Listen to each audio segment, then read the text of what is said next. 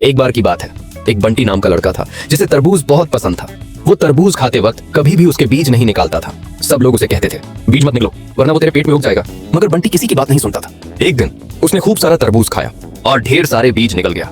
धीरे धीरे वे बीज उसके पेट में पहुंचकर जड़ें फैलाने लगे। अगले दिन जब वो उठा तो उसे कुछ अजीब नहीं लगा, लेकिन बिस्तर पर हर जगह तरबूज की पत्तियां बिखरी हुई थीं। जब वो चेहरा धोने गया तो उसे लगा कि नाक में कुछ फंसा है। उसने जोर से खींचा और बाहर निकली तरबूज की पत्ती। वो डर के मारे गिर पड़ा और जमीन पर फैली अनगिनत पत्तियां देखकर और भी घबरा गया। तभी उसकी नाक से बेलें निकलने लगीं। वो जैसे तैसे स्कूल पहुंचा, लेकिन बेलें बढ़ती जा रही थीं। आखिरकार उन्होंने इतनी लंबाई पकड़ ली कि टीचर तक ठोकर खा गया। गुस्से में टीचर ने उसकी नाक की बेल खींच ली। नाक से खून निकला, पर हैरानी की बात यह थी कि वो खून नहीं, मीठा तरबूज का रस था।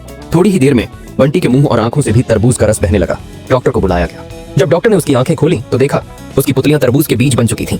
धीरे धीरे उसका पूरा मुंह और फिर पूरा शरीर तरबूज में बदलने लगा। डॉक्टर ने कैंची से बेलें काटने की कोशिश की, फिर आरी उठाई, लेकिन सब बेकार गया। लड़का डर कर भागने लगा, मगर भागते भागते उसका पेट गोल होता गया और गोल। वो ठोकर खाकर गिरा और देखा कि अब उसका पेट पूरी तरह तरबूज बन चुका था। अजीब बात यह थी, वो डरने की बजाय मैदान में दौड़ने लगा, झूला झूलने लगा, फिसल पट्टी पर खेलने लगा। लेकिन तभी एक झूले से उछलकर वो जमीन पर गिर पड़ा और अब उसका शरीर पूरा का पूरा तरबूज बन चुका था। वो तरबूज जमीन पर गिरते ही चकनाचूर हो गया। वहां से निकले मीठे टुकड़े देखकर उसके दोस्तों ने समझा कि कोई जादू हुआ है। सब दौड़कर आए, टुकड़े उठाए और बड़े चाव से खाए।